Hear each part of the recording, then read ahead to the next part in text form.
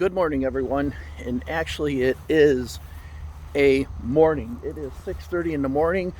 We are here in Sandoval, Illinois, a small little town of about 15,000 people. But we are here at what would be considered one of the crossroads of America. In fact, it might be the original crossroad because we have this here. We have the crossroads between US Highway 50 and US Highway 51. So for over or around 100 years, this has been America's real crossroads. So if you go down this way, if you go south, you keep on taking that way, you will be in New Orleans. You go to the west this way, you'd be in San Francisco. And then if you go east, which is down this road here, you'll end up being in Washington, D.C.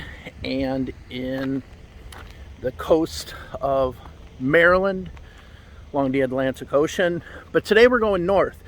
Now, if you keep on taking this road north, which is this way we're going today, keep on going north, you will end up on Lake Superior at the border of Wisconsin and Michigan.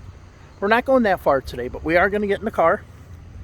Got my car there, and we're going to explore some of these areas north of here, between here and, let's say, Bloomington, Illinois. But let's get in the car, head on up, see what this road has to offer.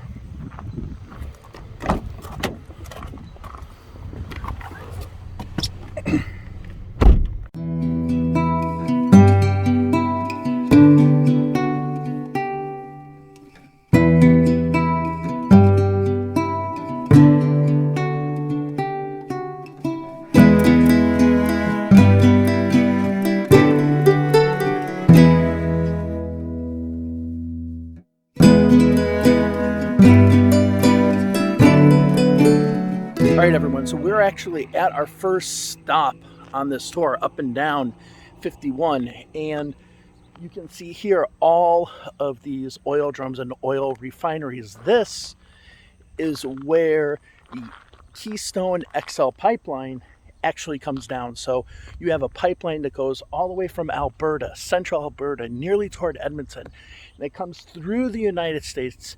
It comes all the way down, and this right here, all of this is where all that oil, tar sands, whatever goes through there, this is where it ends up going, getting refined, and all that. So we have this area right here, but we're going to keep on going down 51. Want to try to get some breakfast. I'm pretty hungry.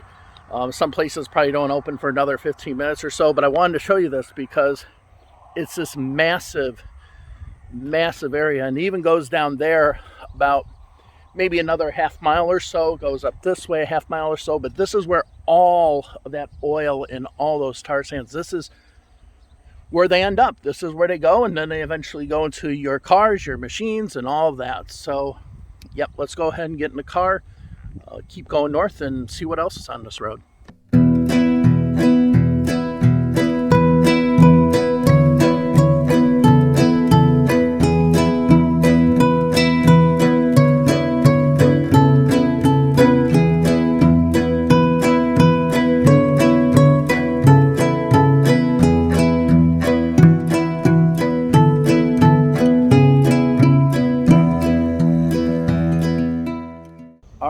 So welcome here to Vandalia, here in central Illinois. And Vandalia, this building right behind me, we'll go up to it and look at it. This building used to be the, I believe, second state capital of Illinois. Now the capital is in Springfield.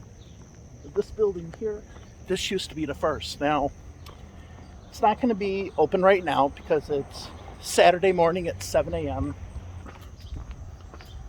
This building was built 1836, and this building would have been, let's see if we can get a peek in there.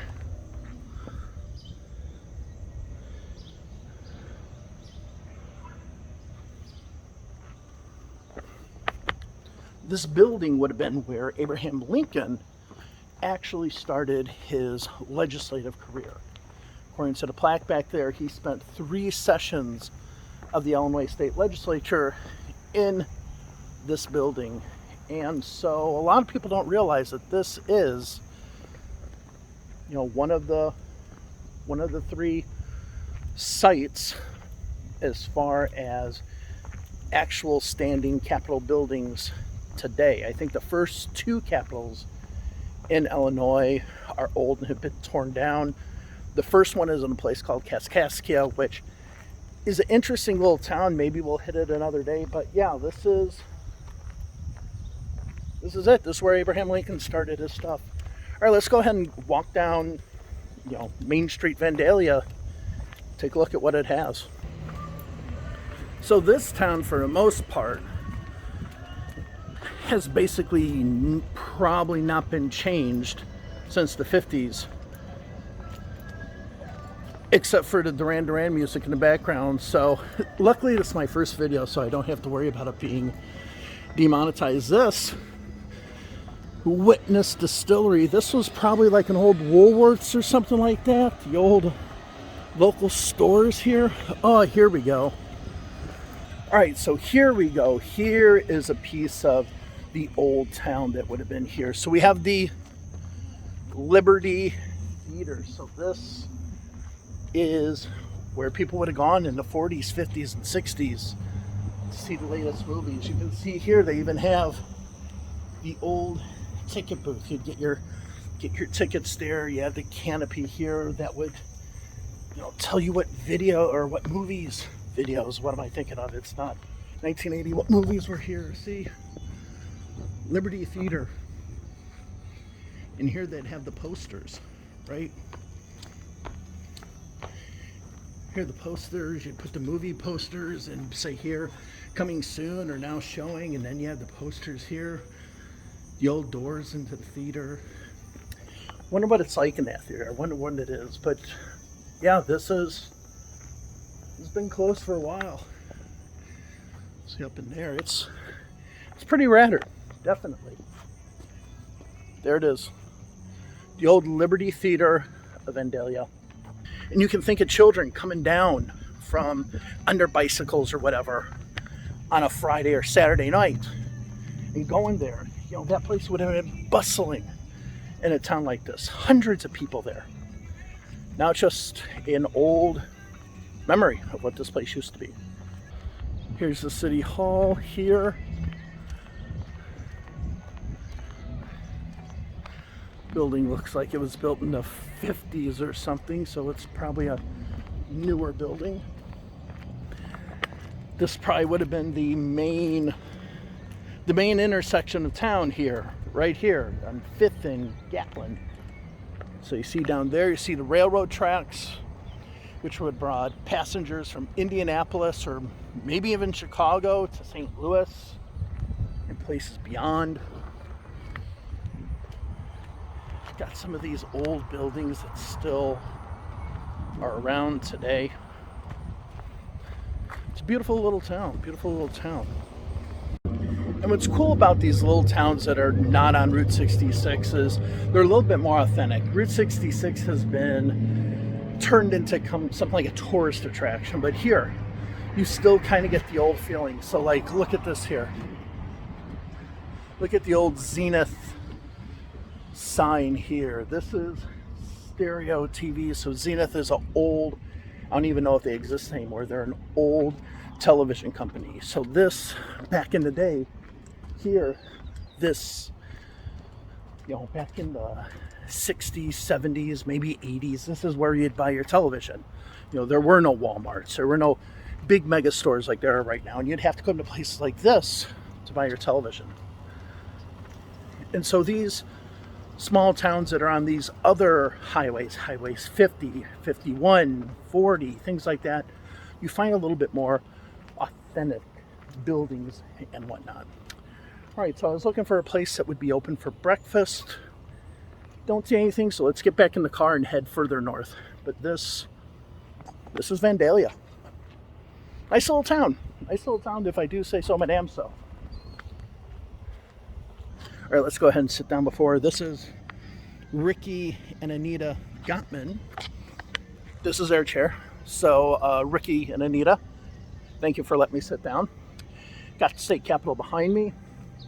sweating a little bit because it's already 80 degrees and it's not even 7:30, or it's right around 7:30. It's going to be a scorcher today. It's supposed to be around 100 degrees today. But anyway, I was doing some research about this city and about this road, mostly what is now 40 and this US Route 40, because we're in 50 down in Sandoval where we started, but now this is another crossroad, 40. And Route 40, or US Highway 40, originally way back when it first started, was actually funded and created by people driving by, give them a wave, was actually created and funded by Thomas Jefferson. So this was the national road. So at that time, 1806, 1807, the furthest that we had gone in the United States is really St. Louis. And there was no road to go from DC to St. Louis. So this was created. What would be eventually called the National Road was created. And Vandalia was one of the towns that it came through eventually, because by the time it came through Vandalia, Vandalia was the capital of Illinois. A few years later, it didn't become the capital of Illinois, so it kind of was something that wasn't necessarily expected. But yeah, so that's how Vandalia got on the map. The national road was going to come through here. It became the state capital, but then once the state capital moved to Springfield, it kind of died a little bit, but it still has its charm. It still has its theaters. It still has other things that are quite interesting. All right, so we're going to get in the car. We're going to go and drive up further, up 51, and see what we can find. See if we can find a place for breakfast. I've been looking for a breakfast place. I walked up in town here hoping to grab a bite, but nothing biting, nothing there. So let's go ahead, get in the car, get up 51, and see if we can find a breakfast place somewhere else.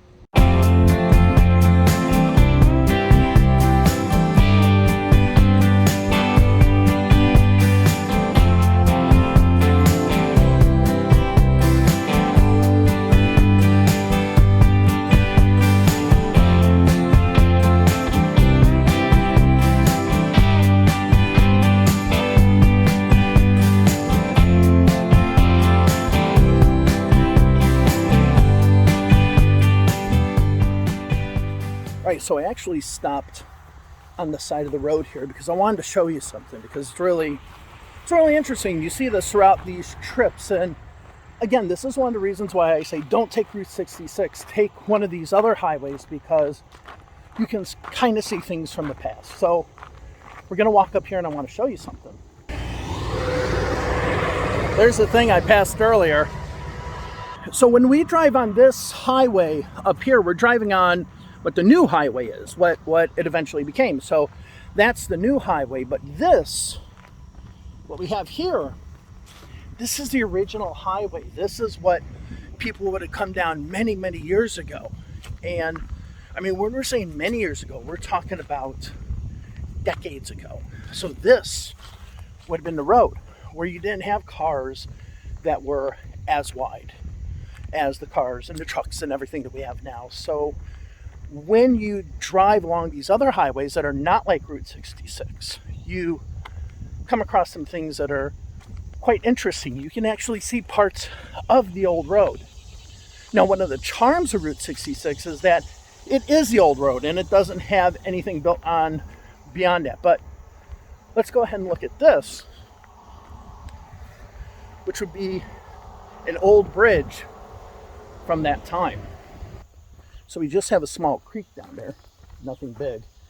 And with the drought that we're having, it's kind of drying out. But this right here, this would have been one of the original bridges that would have been built when this highway first came about. This bridge could be 100 years old, but this would have been part of the original highway. So you can see up here, you see the new bridge now, but this is the old bridge. And I've seen some of these bridges further down US 51, dated like 1906 and things like that. So you're talking about bridges that are significantly older. Now, this road wouldn't be the original. The original one would have been a dirt road.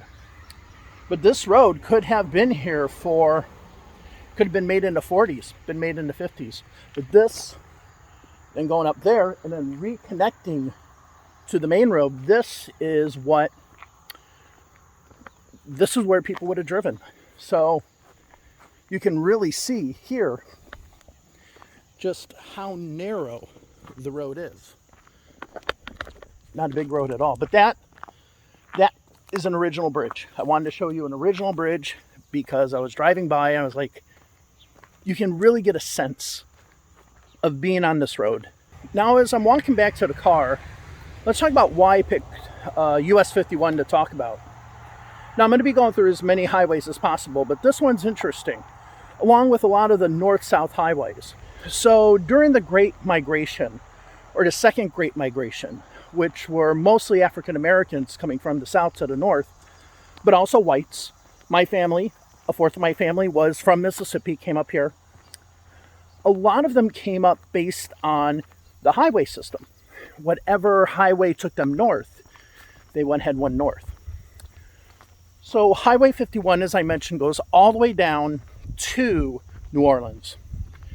And a lot of African Americans from New Orleans, Mississippi, some from Arkansas, they would take this road.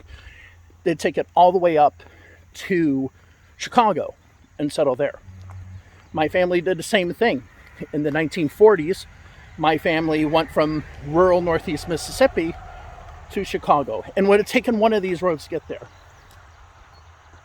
And this is one of the reasons why Chicago is considered a jazz and blues capital, because that influence came from New Orleans, from down this road, all the way down in New Orleans, came all the way up to Chicago. So this road right here has a very historical significance to it when we look at the building of the African American population in the industrial Midwest. Well, at least in places like Chicago and Milwaukee and places like that. But this is the road that they would have originally come down during those great migration periods.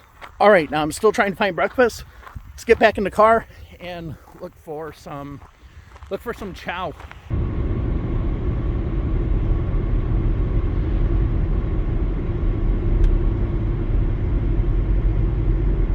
All right, so I wanted to come here, and we're just on a town in the middle of 51. This is Ramsey, Illinois. It's it up there. It was the home or the birthplace of Tech Williams. Don't know who that is. But anyway, look here, that's broken into there. This town probably had a specific industry that it was known for.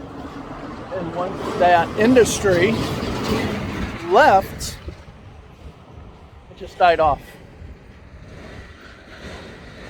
And just to think, these would have been shops that would have sold goods and services. Maybe some of them were grocery stores.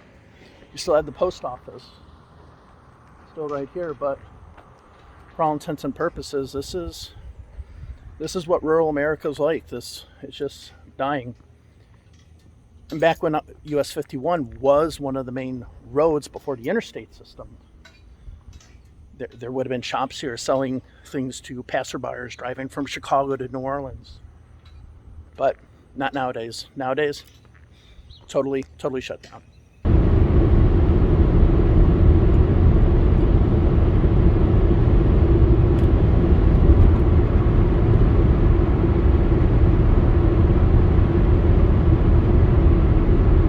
All right, everyone, now we are here in Pana, Illinois. Let's go ahead, look around Pana, see what it's like.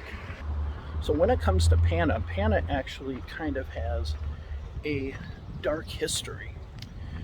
And in, I think, the late 1800s, maybe early 1900s, there was a race riot here. So there were some mines here, and the white miners went on strike. The companies then hired, mining companies then hired black miners to replace the striking white miners. What ended up happening was that there was a gun battle, that a number of people had been killed, I think 7, mostly black miners, and the rest of the black miners were locked up. They were brought to the city jail. And there was a worry when they were all rounded up and locked up and brought into city jail that they would be lynched. Luckily, the governor at that time, Governor Tanner, intervened and they were saved. From that point on, they left. They left the city because it was a bad place to be. But many of these miners were from Alabama, and they didn't want to go back to the old Jim Crow era Alabama. So many went out west. Some went to Springfield, Illinois. Others went to Kansas. But yeah, so this town, being a miner town, actually has a little bit of, darker history to it. But we're not here for that today. We're here to see what the town is like today. Take a look at it, see what it's like. All right, just saw this nice church. First of all, I found out it's Pana, Illinois, not Pana. So Pana. So somebody just told me that here. So yeah, we're in Pana, Illinois. Here, that's the Masonic Lodge, or I guess they do Masonic things. Looks more like a coffee house now. It is Brew and Hope Coffee. Maybe that's a place to check out in the future. But yeah, let's go ahead, walk through Pana, see what we got. Now I know it's Pana, it's not Pana. So let's check it out. Got some old antique shop here. Look, got an old original clock here. That has to be a number of years old. If you want to buy a chess at Hair Razor, there you go. But look, here is the Roseland Theater with Elvis. So this one is an actual theater that is still open. So you can see Elvis every day 7, Saturday and Sunday 4 to 7. So this is one of those old theaters like we saw in Vandalia, but it actually still operates. It's actually still around. And let's get back, take a look at the sign. Here's the old Roseland Theater in Pana, Illinois. Like many places here, a lot of the shops are empty or, maybe used part-time. It says Daniel's Appliances and Shoe Store. Nothing really in it. And most of these stores, well, this one's open. So most of these stores have a few things in them, not necessarily a lot. You want a duck? Here's a duck. There's another duck. Duck. Duck. Yeah. So if you're looking for a place for cement ducks, Pana, Illinois, we have found a restaurant, the old Spring Garden restaurant. And I don't know if you can get in here. We'll see, but it's time to get some breakfast. Let's go ahead and check it out. I don't know if this is an entrance or not. Yes, we do have an entrance.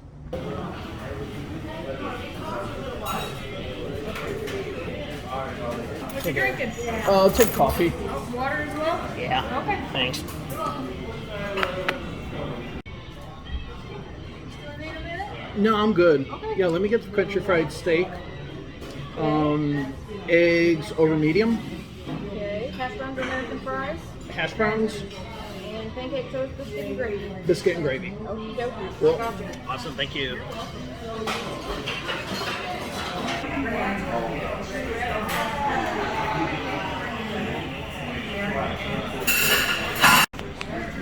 And so we got hash browns, eggs, country fried steak, and a biscuit and gravy. This is huge. This is a lot more than I expected.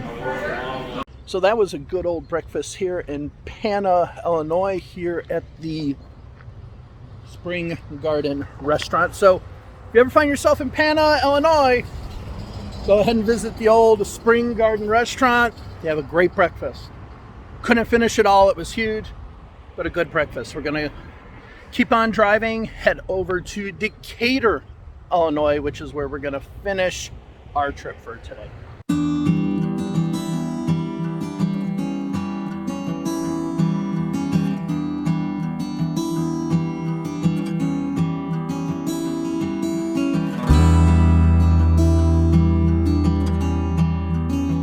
So we are in Decatur, Illinois, the birthplace of my grandfather. My grandfather was born in the city. I don't know where, what hospital, but he was born in the city. And as you can see today, there's like a farmer's market going on. We'll go ahead and walk through that, but let's take a look at the little city center area of Decatur.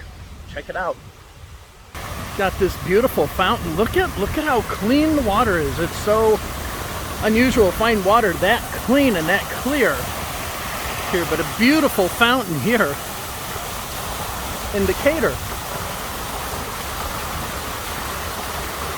Nice little place. Okay, let's go ahead and check out the farmer's market, or check out the market here, see what's going on.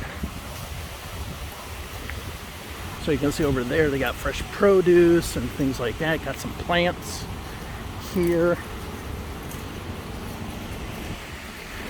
Little booths, people come in here on a Saturday afternoon to do a little bit of shopping. Got a little bit of bread and bakeries over here as well. Flowers. What's going on here?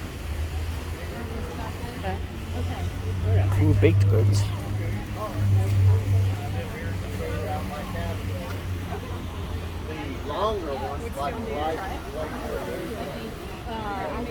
So you got a lot of fresh produce here. You got cucumbers, little cherry tomatoes, regular tomatoes. You got more produce over here.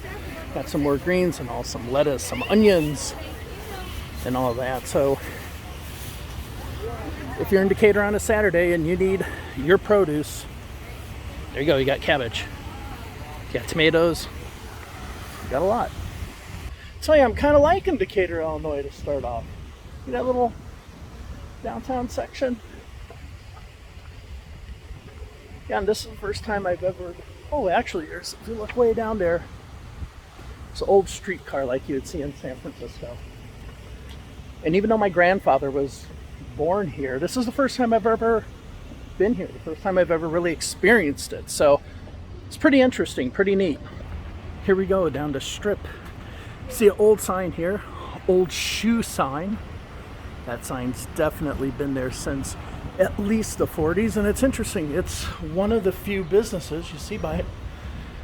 They're still open. A lot of these places, you see the sign still there, but they're still open today. And you even got it down on the ground. You got more businesses up and down here. And here is the National Bank of Decatur. So you can get your money from the bank, come over to Raups, buy your shoes. So this is Decatur, or this is part of Decatur. Let's keep on looking around. Here's some more downtown part of Decatur. It's not a huge downtown, it's a little small one. You got some new buildings like this one, but you kind of have some of the old buildings here, some of the old shops. Fringe Salon, can't go there anymore. Fringe Salon is gone. But if you want to go to the gin mill, we're there. Got the gin mill. Oh, interesting. We have a Merchant Street here. I already some really interesting signs up here, so let's check it out. Look at the old architecture of Merchant Street. You can tell that building is old, probably at least 100 years old. You can see who used to own it. Den's do have a Jimmy John's, but Den's here. This is why I wanted to show you here. It's right here. Look at this old popcorn sign. Dell's Shop and Popcorn. Benson Company Incorporated. Decatur, Illinois. So you can tell that this popcorn shop, Dell's Popcorn, has been around since a while. How long has this shop been around for, do you know? Oh, you work from here. 1934, yeah. 1934, yeah, because that's probably the original sign Yeah, that they yeah. put up here. Wow. Wow, it's cool to see places like this that are still open. Yeah. So yeah, it's pretty awesome. Yeah, it is. Cool. Well, enjoy work. Thank you. Maybe I'll come back and get some popcorn. We open at 10, You do? For sure, come back. Awesome, thank you. You're welcome. Have a good day. You too, thanks. I'll tell you one thing about here compared to Pana and Vandalia, where the people are a little bit sketchy. Here, the people are really nice here in Decatur. I'm liking Decatur. I'm liking it. Let's check it out a little bit more. But of course, after being in the other towns, you know what I'm looking for. This, the Lincoln Theater. The Lincoln Theater. Decatur welcomes the Illinois Municipal League. So this, let's see what we got here. You can donate to the theater. Thank you for your support and your sponsors. These are all the people as of November 2021 who have helped contribute to keeping this theater, this piece of history up. Ah, they have a building permit. July 5th. They must be renovating this. Let's look at the sign from here. Now, this would have been a movie theater back in the day, but it seems like it's more for plays now. It isn't necessarily for movies. But yeah, this is where people would have gone, you know, on a Saturday afternoon. Kids would line up here, get their tickets, go in, watch the latest James Dean movie or something like that, watch the latest movie from overseas. This is where it would have happened. These are the roads my grandfather would have walked down. He would have taken his bike down this street right here and taken his 5 cents or his dime, gone over to the movie and had a night at the movies. But it is getting hot. It is getting really hot. It's already 90 degrees and it's 9:30 I think right now. Let's walk around a little bit more and then head back to the car. Wanted to walk a little bit further to show you this building here, the library block, as the sign up there calls it. But you can tell this is one of those old buildings. Oh, look at the entrance of this. Nice kind of that feeling from the 50s. But this building here, you can tell one of the original buildings probably that adorned this city. Definitely really nice. Probably turn of the century, probably around 1900, maybe 1890s or something. But yeah, it's been around for a while. All right, let's go ahead and head back to the main area. So right now I'm waiting for the traffic here to pass before I get my car. There are two things I want to say before I continue here. Oh, if you look back here, you can see some of the old advertisement from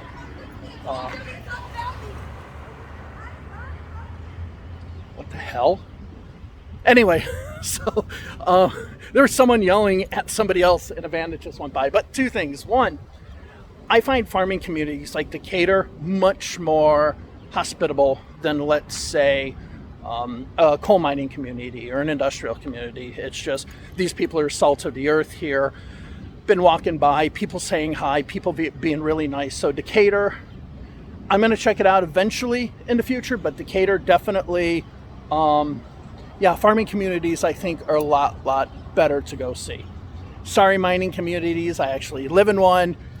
I say farming communities are better, and there are differences, so you might want to do some research. The second thing I want to mention is if you're on a U.S. highway and all of a sudden you see the sign says the U.S. highway this way, oh, there it is. That's that trolley looking thing that I saw in downtown. Anyway, if you see a U.S. highway and it says U.S. highway this way and then U.S. business highway this way, always take the business highway. The business highway is where the old U.S. highway usually went. So take that, because if you had taken 51 straight up to Bloomington, you wouldn't have gone here. You wouldn't have seen downtown Decatur. But the fact that we took the business highway and we're going up further, we were able to see down to Decatur. So make sure always take the business routes.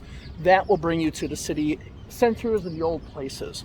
All right, let's go ahead and head up to Bloomington.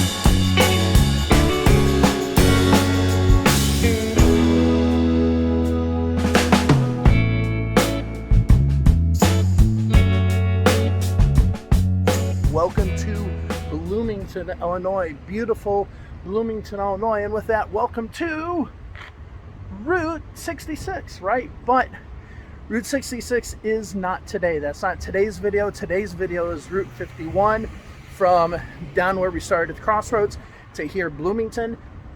Didn't expect to do Bloomington, but we ended up here today. And Bloomington is a nice little small city here in the middle of north central Illinois. And when I do Route 66, I will do Bloomington more in depth. There's a farmer's market and other stuff right now, so the parking and everything is a little bit hectic. I'd like to come during early morning, get a real feel for the city, but I just want to make a note on that. And that note is that Route 66, for all intents and purposes, is a tourist route, right? It is a route where mostly tourists from other countries go down. In fact, I was watching a video one time, loud trucks, I was watching a video a few weeks ago about Route 66 and this person from the Netherlands or Germany or something who went to a restaurant on Route 66, and that person at the restaurant said that most of the people who went to that restaurant were from overseas. You go down these routes like 51 and 50 and 40 and others, not Route 66, you really do get a sense of America. You go down Route 66, it's kind of more like a Disney version of America, and that can be fine. If that's you, if that's what you like, go for it. But to me, this, even though this is on Route 66, it's these kinds of places that you're going to experience when it comes to going down the less traveled routes. And these, by no stretch of imagination, are unknown routes. Route 51, like I said, major historical route, was part of the mass migration from the south up to the north. So yeah, try these types of roads out. Now, we got one more place I want to go to, kind of historical significant place that I want to see, and I'm going to get back in the car and we'll head back that way. All right, so now we are here for the final part of today's video. We are, yes, in a cemetery. And the reason why is we're going to see two important grave sites of U.S. presidential history. And what we have is we have a vice president here, Adlai Stevenson Sr. Then we have a two-time presidential candidate who ran against Eisenhower, who Eisenhower created the interstate system, Adlai Stevenson II. So we're going to look at their grave sites, and we're going to end the video today. So here is the grave site of Adlai Stevenson. As you can see here, Vice President of the United States. So there is the grave site of the former Vice President. Here is the grave site, my assumption is here, of Adlai Stevenson, who was the ambassador to the UN for the Kennedy administration, was very famous for his speech to the UN during the Cuban Missile Crisis. And again, he lost twice to General Eisenhower for the presidency.